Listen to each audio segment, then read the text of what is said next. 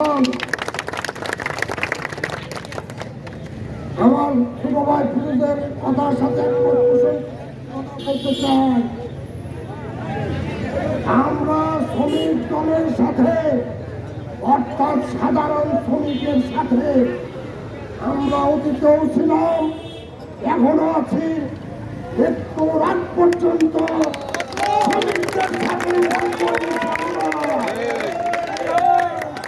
জামালপুরের যে সমস্ত মিল ইন্ডাস্ট্রি আছে, দোকানদাররা রয়েছেন, তাদের প্রতি উদাত্ত আহ্বান থাকবে সাধারণ কর্মচারী শ্রমিক ভাইদের প্রতি ভালো আচরণ করবেন।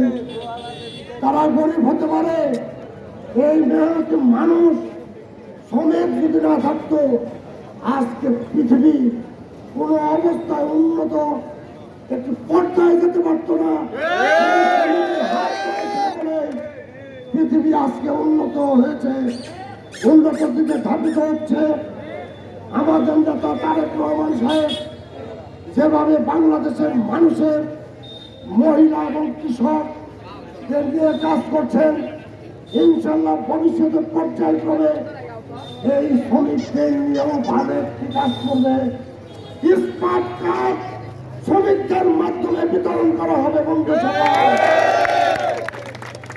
আসুন আমরা ঐক্যবদ্ধ থেকে আগামী দিনের পথ চলার, ঐক্যবদ্ধ থেকে একসাথে চলার উদাত্ত আহ্বান জানিয়ে আমি আমার বক্তব্য শেষ করছি।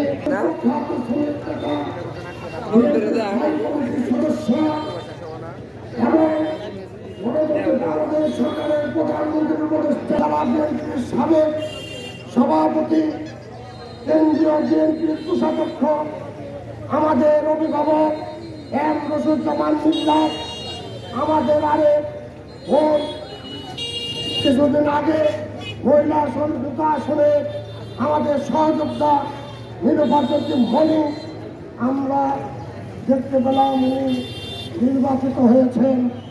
আমাদের আরেক নেতা, আরেক মুরব্বী, জামালপুর জেলা বিএনপির সাবেক আহ্বায়ক, পরবর্তী বাংলাদেশ সরকারের সাবেক স্বাস্থ্য উপমন্ত্রী, বর্তমানে জামালপুর জেলা পরিষদের প্রশাসক হিসাবে সিরাজুল হক সাহেব, তাদেরকে সকলকে শুভেচ্ছা জানাচ্ছি, ধন্যবাদ জানাচ্ছি। ভালো থাকেন, সুন্দর থাকেন, আমরা ঐক্যবদ্ধ থেকে জামালপুর জেলা একসাথে বসবাস করতে পারি, এই আশাবাদ করে আমার বক্তব্য শেষ করছি। আল্লাহ হাফেজ। শহীদ জামর হোক, দেশপ্রীতি বেগম খালেদা জিয়া দেশবাসী হোক, আমাদের নেতা তারেক রহমান সাহেব দীর্ঘজীবী হোক। আসসালামু আলাইকুম।